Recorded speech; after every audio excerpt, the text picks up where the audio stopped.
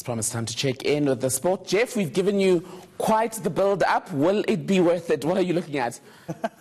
Looking at this particular match coming up tomorrow, there's been epic battles over the decades between these two teams, and we'll be crunching some numbers, looking at the coaches' records, team selection, and all of that. Let's go with that now.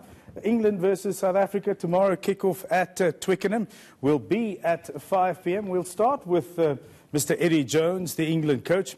He started his England coaching career. We'll bring you some numbers from his England coaching career on an 18-match winning run in 2016 and 17.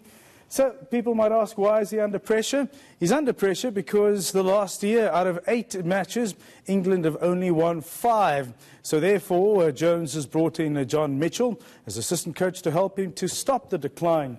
If we look at RASSIE Erasmus's time, he's been there for a shorter time compared to Eddie Jones, but the two of them always have had fascinating battles over the years.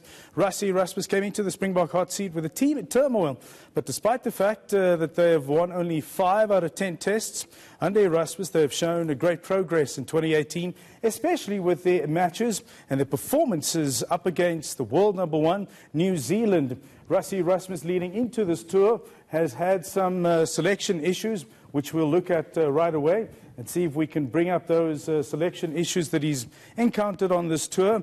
The big questions was regarding shirts 9 and 15, where Faf de Klerk and Willie Leroux were unavailable because this particular test falls outside of the international window. So Ivan van Zyl from the Bulls got the call-up in 9, and the very talented Damian Willemse will don the 15 jersey. His biggest test so far.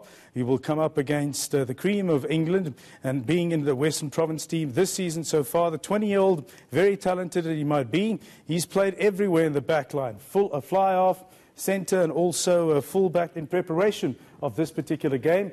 We'll look at some of the other aspects that England aren't at full strength either. They have had to drop Mike Brown. Well, that was Eddie Jones's decision. They will also be without the Vunipola brothers, Joel Launchbury and Courtney Laws, costing them a massive 400 caps. So it just goes to show how inexperienced this front pack will be. The biggest worry for Jones is an extremely inexperienced trio of loose forwards. Maybe that might be where the Springboks can capitalise. The Springbok record versus England. Let's just show you some of those numbers. Also largely in favour of South Africa still. 41 tests dating back to 1906. South Africa have won 25. The great England sides of the early 2000s have dominated the Boks, winning 7 tests in a row.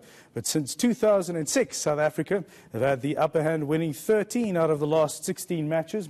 And it's worth a mention that in 20 matches played between the Springboks and England at Twickenham, they have managed 11 wins, have South Africa.